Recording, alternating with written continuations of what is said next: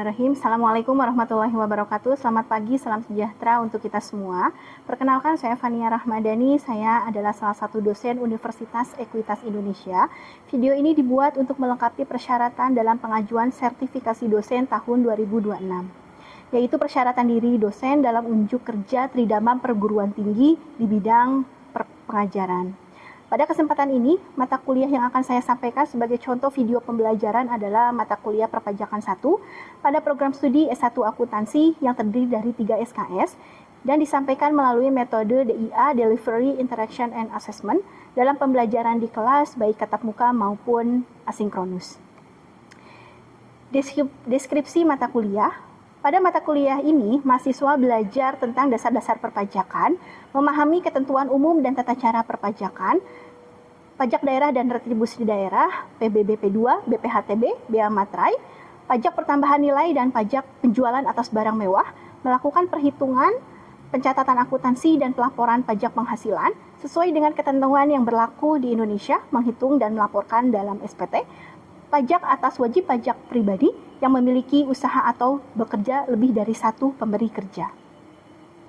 Adapun CPL Prodi untuk mata kuliah perpajakan ini diantaranya yang pertama menjunjung tinggi nilai kemanusiaan dan menjalankan tugas berdasarkan agama, moral, dan etika. Yang kedua adalah berperan sebagai warga negara yang bangga dan cinta tanah air, memiliki nasionalisme serta rasa tanggung jawab pada negara dan bangsa. Yang ketiga bekerja sama dan memiliki kepekaan terhadap sosial serta kepedulian terhadap masyarakat dan lingkungan. Yang keempat, tata hukum dan disiplin dalam menjalankan bermasyarakat dan bernegara. Yang kelima, menunjukkan sikap bertanggung jawab atas pekerjaan di bidang keahlian secara mandiri. Yang keenam, menguasai konsep dan peraturan perpajakan dan hukum bisnis. Yang ketujuh, mampu menerapkan pemikiran logis, kritis, sistematis, dan inovatif dalam konteks pengembangan atau implementasi ilmu pengetahuan dan teknologi, serta memperhatikan dan menerapkan ilmu humaniora yang sesuai dengan bidang keahliannya. Yang kedelapan, mampu menunjukkan kinerja mandiri, bermutu, dan terukur. Yang kesembilan, mampu mengambil keputusan secara tepat dalam konteks penyelesaian masalah di bidang keahliannya berdasarkan hasil analisis informasi dan data. Yang ke-10, mampu mengkombinasikan kompetensi teknikal dan keahlian profesional untuk menyelesaikan tugas kerja. Yang ke-11, mampu secara mandiri menyusun laporan kewajiban perpajakan, baik untuk wajib pajak individu maupun badan dengan cara menghitung dan melaksanakan rekonsiliasi sesuai dengan perundang-undangan perpajakan yang berlaku di Indonesia. Adapun CPMK mata kuliah perpajakan 1 ini terdiri dari yang pertama, menyebutkan konsep dasar perpajakan, menyebutkan ketentuan umum dan tata cara perpajakan. Selanjutnya yang ketiga adalah mengkategorikan hal-hal terkait pajak daerah dan retribusi daerah. Yang keempat, mengklasifikasikan hal-hal terkait PBB P2, BPHTB, dan Bea Matrai. Yang kelima, menghitung PPN dan PPNBM. Yang keenam, menghitung pajak penghasilan. Yang ketujuh, mengaplikasikan SPT pajak atas wajib pajak pribadi yang memiliki usaha atau bekerja lebih dari satu pemberi kerja. Materi pembelajarannya yang pertama adalah konsep dasar perpajakan, yang kedua ketentuan umum dan tata cara perpajakan, yang ketiga pajak daerah retribusi daerah, yang keempat PBBP 2, yang kelima BPHTB, yang keenam Bea Matrai, yang ketujuh PPN dan PPNBM, yang kedelapan PPH, yang ke-9 pelaporan SPT wajib pajak pribadi yang memiliki usaha atau bekerja lebih dari satu pemberi kerja. Referensi yang digunakan pada mata kuliah perpajakan 1 ini terdiri dari referensi utamanya Undang-Undang Nomor 28 Tahun 2007 tentang ketentuan umum dan tata cara perpajakan. Selanjutnya adalah pajak daerah dan retribusi daerah, Undang-Undang Nomor 28 Tahun 2009. Selanjutnya adalah Bea Matrai. Lalu yang keempat adalah pajak pertambahan nilai, Undang-Undang Nomor 42 Tahun 2009, lalu ketentuan tentang pajak penghasilan PPH. Pendukungnya di sini ada yang pertama ada dari Waluyo, lalu ada Heri Purwanto, ada dari Mardiasmo, ada dari Devano Soni dan Rahayu Siti Kurnia. Lalu selanjutnya sistem penilaian yang diterapkan dalam perkuliahan perpajakan 1 ini Yang pertama, kehadiran meliputi 70% sebagai persyaratan dalam mengikuti ujian akhir, tugas 15%, partisipasi keaktifan 15%, kuis 10%, UTS 30%, dan UAS adalah 30%. Metode yang diterapkan dalam materi perpajakan 1 ini yaitu ceramah, case study, problem based learning, diskusi, dan tanya jawab. Berikut adalah video pembelajaran luring. Materi hari ini tentang pajak penghasilan, yaitu CPMK-nya terdiri dari yang pertama mampu menghitung pajak penghasilan. Sub CPMK-nya yang pertama mampu menjelaskan subjek dan pengecualian subjek pajak penghasilan, mampu menjelaskan objek dan pengecualian objek pajak penghasilan. Yang ketiganya mampu menghitung tarif pajak penghasilan. Yang keempatnya mampu menghitung pajak untuk penghasilan tertentu. Yang kelimanya mampu menghitung dasar pengenaan pajak penghasilan. Yang keenamnya mampu menghitung penghasilan tidak kena pajak. Mata kuliah ini diharapkan mampu membentuk lulusan yang memiliki kemampuan di bidang perpajakan profesional, adaptif, dan berbasis teknologi. Demikian penjelasan mengenai mata kuliah perpajakan 1 yang saya ampu pada Prodi S1 Akuntansi. Selanjutnya kita akan melihat proses pembelajaran pada mata kuliah tersebut secara luring pada pertemuan 12 pada mata kuliah perpajakan 1 ini. Assalamualaikum warahmatullahi wabarakatuh. Waalaikumsalam warahmatullahi wabarakatuh. Gimana kabar kalian hari ini? Alhamdulillah. Hari ini kita akan memasuki perkuliahan perpajakan 1, materinya tentang PPH. Sebelum masuk pertemuan 12, masih ingat nggak pertemuan kemarin kita belajar pajaknya itu tentang apa sih? Ada yang mau ungkapkan atau meresumukan atau hanya mengajukan poin-poinnya saja boleh? Ada yang mau? Silakan acungkan tangannya. Oke. Materinya apa kemarin? Oke, betul. Materinya kemarin PPN. Di PPN itu teman-teman sudah banyak menghitung ya. Masih ingat yang di PPN kemarin itu kita mempelajari ada yang kurs, pembagian kurs itu ya. Yang CIF, ya. Cost Insurance Freight, ya. Langsung ada kurs KMK-nya. Nah, itulah PPN. Oke. Kemarin PPN, hari ini kita mempelajari materi pajak penghasilan pertemuan 12. Menurut teman-teman, di benak teman-teman, pajak penghasilan itu apa sih? Boleh, siapapun boleh angkat tangannya. PPN itu, pajak penghasilan itu apa sih? Boleh? Pajak penghasilan orang pribadi sama badan mungkin. Dikategorikannya menjadi orang pribadi atau badan. Berarti itu disebutkan juga berarti wajib pajak ya. Wajib pajak itu ada 2, wajib pajak orang pribadi dan wajib pajak badan. Oke, kita langsung. Nah, di sini subjeknya ada orang pribadi atau badan yang menurut ketentuan perundang-undangan perpajakan dinyatakan sebagai subjek atau orang pribadi atau badan yang berpotensi atau akan dikenakan pajak. Gitu ya. Berarti di sini subjeknya ini ada orang pribadi atau badan yang tadi telah disebutkan sama temannya. Gitu ya. Ini yang pertama untuk subjeknya. Nah, ini lalu ada kategori-kategorinya di dalam subjek PPH ini. Banyak sekali gitu ya. Tapi kita sekarang berfokusnya ke orang pribadi gitu ya. Nah, ini kategori-kategorinya dalam subjek PPH. Langsung saja. Di sini di dalam subjek pajak dalam negeri dibagi menjadi beberapa gitu ya. Yang pertama ada orang pribadi. Orang pribadi dikategorikan sebagai subjek pajak dalam negeri jika bertempat tinggal atau berada di Indonesia lebih dari 183 hari. Berarti menetapnya itu lebih dari 183 hari berada di Indonesia, gitu ya. Atau dalam 1 tahun pajak berada di Indonesia dan mempunyai niat bertempat tinggal di Indonesia. Berarti dari awalnya nih, dia sudah punya ada niatan, memang berniat tinggal di Indonesia, gitu ya. Ini yang pertama. Lalu yang keduanya, badan yang didirikan atau bertempat kedudukan di Indonesia. Jadi badan, gitu ya, badan kan bisa saja PT, gitu ya, atau masih banyak lagi. Dia beradanya itu adanya di Indonesia, gitu ya. Yang terakhir di sini ada warisan yang belum terbagi. Nah, ini masuk ke dalam kategori subjek pajak dalam negeri. Berarti ini ya. Indikatornya berarti kalau orang pribadi lebih dari 183 hari gitu ya, yang lebih mempermudah. Nah ini untuk yang luar negerinya. Kalau yang tadi dalam negeri, sekarang luar negerinya. Nah berarti kalau yang tadi lebih dari 183 hari, kalau yang luar negeri berarti kurang gitu ya. Kurang dari 183 hari gitu ya. Lalu badan yang didirikan dan tidak bertempat kedudukan di Indonesia. Nah ini pun sama gitu ya. Ini masih masuk ke dalam subjek pajak luar negeri, seperti itu. Yang selanjutnya ada badan usaha tetap. Nah, tadi yang sudah subjeknya, sekarang badan usaha tetap. Bentuk usaha yang dipergunakan oleh bisa orang pribadi sebagai subjek pajak luar negeri atau badan sebagai subjek pajak luar negeri. Dia mempunyai keterangan nih untuk menjalankan usaha atau kegiatan di Indonesia. Biasanya kalau BUT singkatannya gitu ya, kalau badan usaha tetap itu dia mempunyai cabangnya di Indonesia, kayak gitu ya.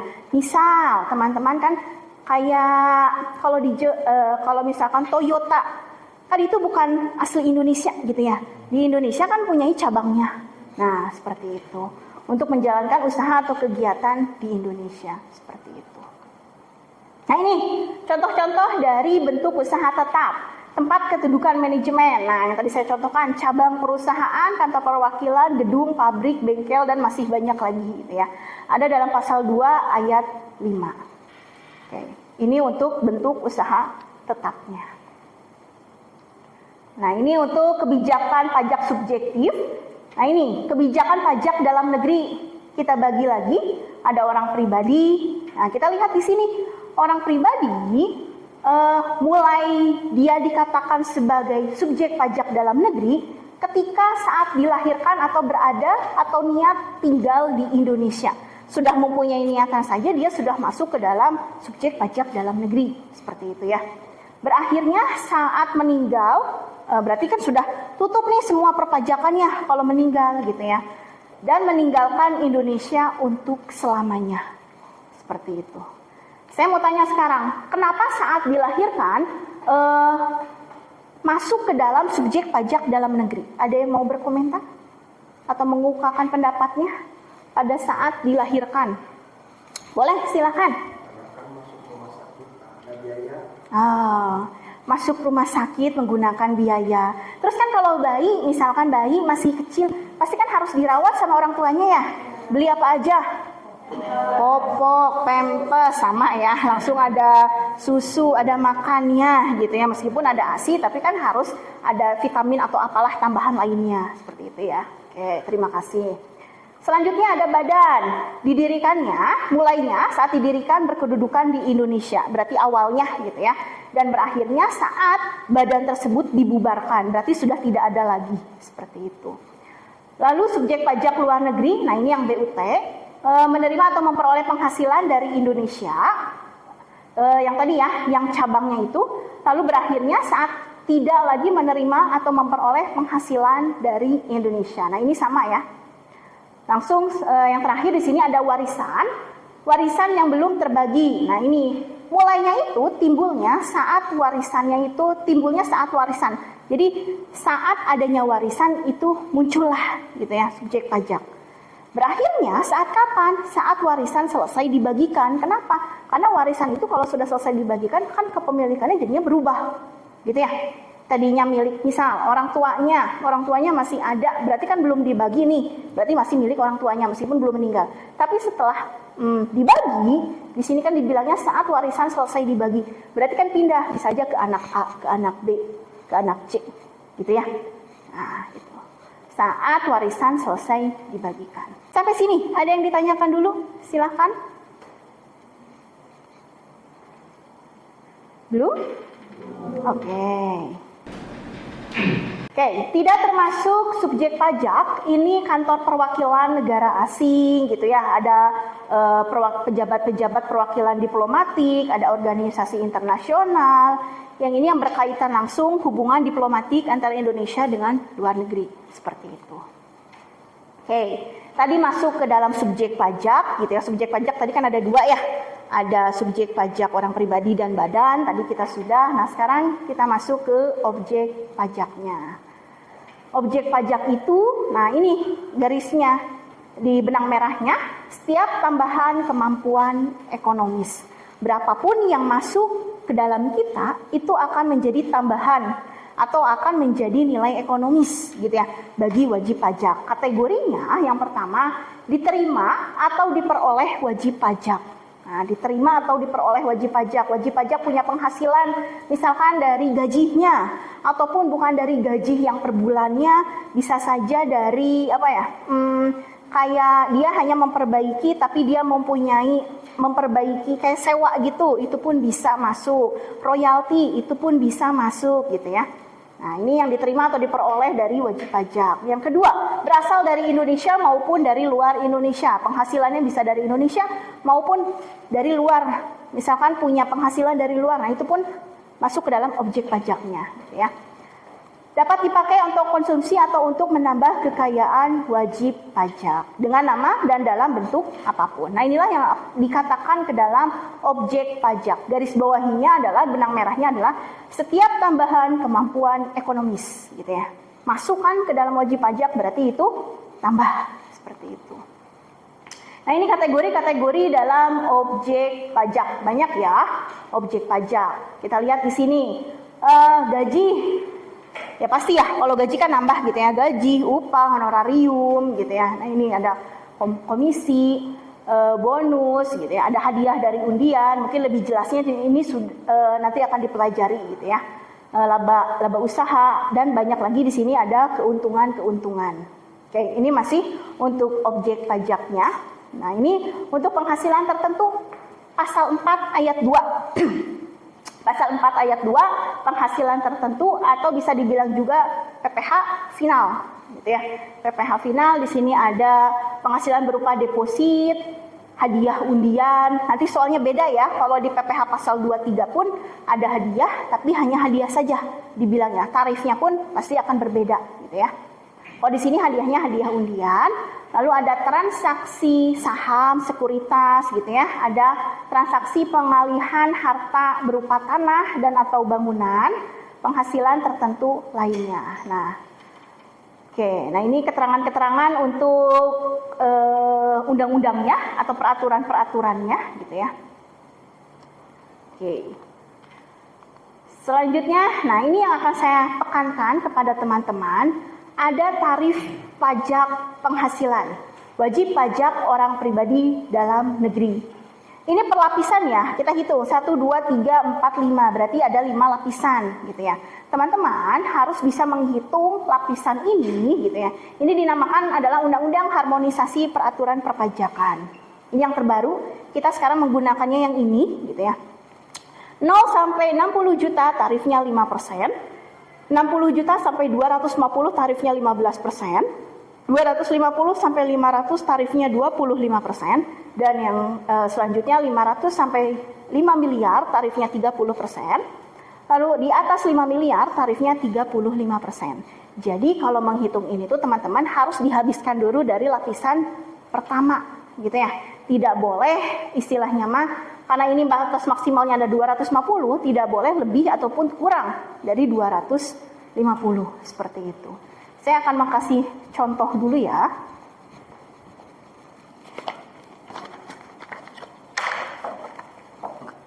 Kalau misalkan saya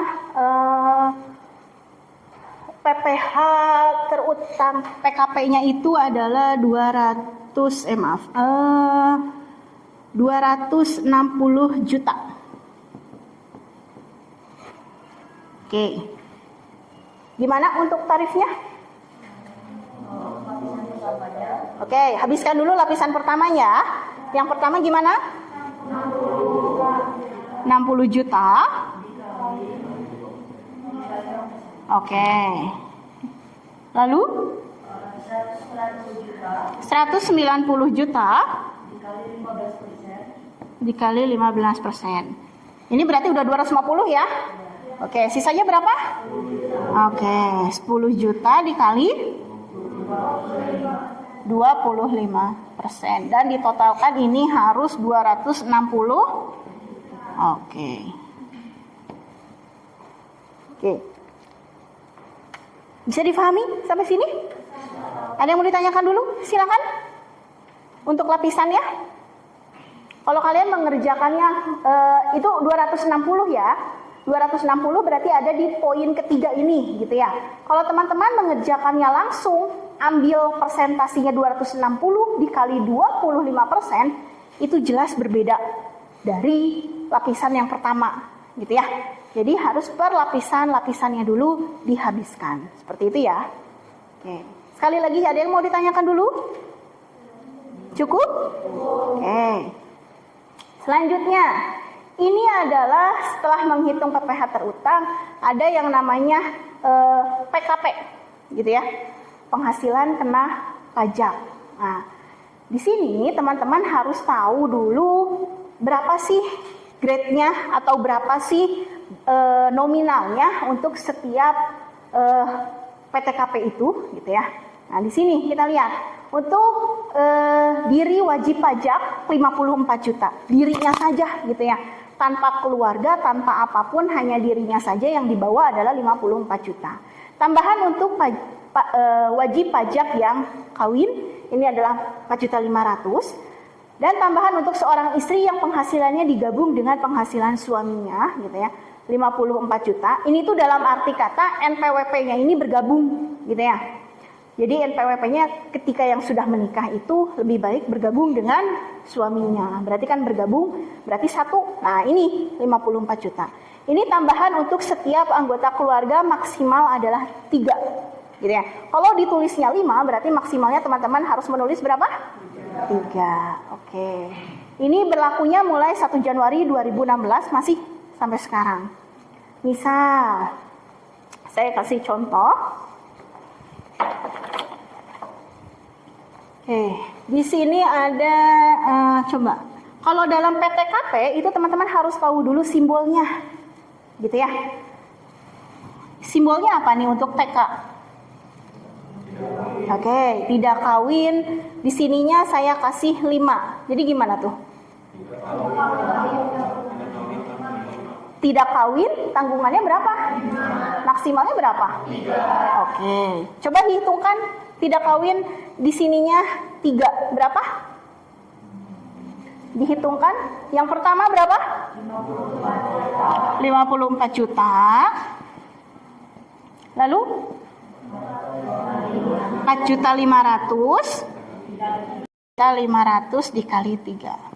Oke, betul ya. Ini yang pertama untuk yang TK. Selanjutnya, misal kalau nah ini apa artinya? K-I-3. Nah, A, kawin. Apa? I-nya apa? Nah, iya yang ini ya. Digabung. Tanggungan. Oke, silakan dihitungkan berapa? 54 juta untuk apa? 54 juta untuk apa? Ini dulu, ya. Untuk wajib pajak orang pribadi, lalu kawinnya berapa? Nah, ini yang kedua kan 4.500.000. 4.500.000, lalu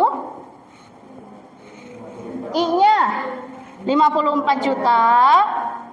54 juta, oke. Langsung 4.500.000 dikali 3. Nah, gitu ya. Nanti tinggal dijumlahkan. Oke, inilah untuk besarnya penghasilan tidak kena pajak ya, PTKP. Ini sudah ada tarifnya. Hitungan yang kedua, ada yang tanyakan dulu? Silakan. Bisa? Oke, nanti kita coba latihan ya. Oke, nah ini yang terakhir. Yang terakhir ini, oke.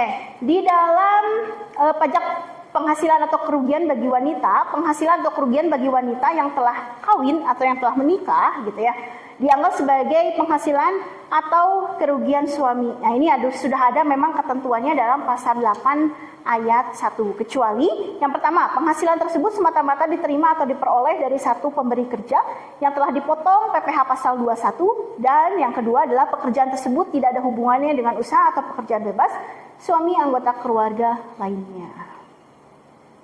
Nah, ini ya, kan di dalam berumah tangga mungkin ada yang terjadi sudah menikah tapi pun ada yang sudah berpisah gitu ya. Nah, ini hidup berpisah berarti yang tadinya NPWP-nya tadi gabung gitu ya. Kan berarti kalau sudah masing-masing ya harus masing-masing lagi gitu ya. Udah bersama tapi sudah istilahnya bercerai, tapi itu NPWP-nya harus dipisah gitu ya. Nah, ini hidup berpisah, perhitungan PKP dan pengenaan pajaknya dilakukan sendiri-sendiri. Jadi sudah ada tidak ada kaitannya lagi. Kecuali kalau ada anak, berarti masih harus ikut ke bapaknya. Ini yang terakhir, penghasilan yang belum dewasa. Jadi kalau misalkan ada anak-anak gitu ya, sekarang kan banyak vlogger-vlogger gitu ya, anak-anak dewasa. Jadi harus bayar nggak itu bayar nggak untuk penghasilannya? Masih gabung sama orang tua? Ya betul, masih harus gabung dengan orang tuanya kayak gitu. Oke, untuk memaksimalkan tadi ya materi, sekarang saya mau ngasih tugas dulu ke kalian. Nanti silahkan sama kalian dicoba dulu untuk tugasnya seperti itu ya. Oke.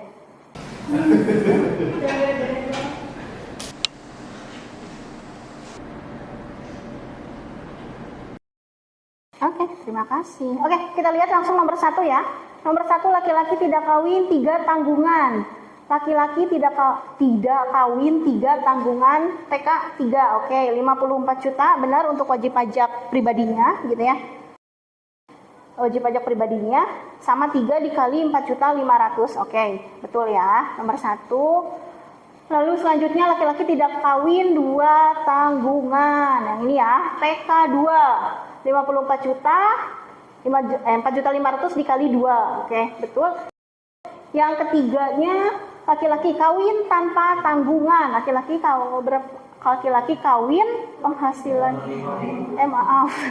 laki-laki kawin penghasilan istri digabung 1 tanggungan. Oke. Kawin istri digabung 1 tanggungan 54 juta wajib pajak orang pribadi, kawinnya 4.500.000, istri NPWP istrinya bergabung 54 juta dan 1 tanggungan 4.500.000. Oke, betul. Oke. Untuk materi hari ini ada yang ditanyakan dulu? Cukup. Oke. Mudah-mudahan materi PPH ini teman-teman bisa mengingatnya lagi gitu ya, bisa dipelajari lagi, nanti pada saatnya UAS teman-teman bisa mengerjakan dengan semaksimal mungkin. Oke. Untuk pertemuan kali ini ada yang mau menyimpulkan tidak? Materinya itu tentang apa? Sedikit saja tidak apa-apa. Benang merahnya saja sedikit saja. Kesimpulannya untuk PPH hari ini itu apa? Ada yang mau disampaikan? Silahkan. Ya, silakan. Sedikit saja, nggak apa-apa. Menurut Raffi, iya. Tadi itu kan belajarnya subjek dari betul. Orang pribadi, terus badan, ada juga BUT tadi. Iya. Nah, itu tuh apakah orang pribadi ada yang badan itu. Nah, terus tadi itu belajar tentang mencari penghasilan tidak kena pajak dari keluarga, misalnya kayak laki-laki kawin dan lain-lainnya kayak gitu. Oke, terima kasih. Oke, mudah-mudahan ilmu yang saya berikan bisa bermanfaat untuk teman-teman semuanya. Insya Allah kita ketemu lagi minggu depan, gitu ya. Mudah-mudahan sehat teman-teman semuanya. Sekian dari saya. Terima kasih. Wassalamualaikum warahmatullahi wabarakatuh.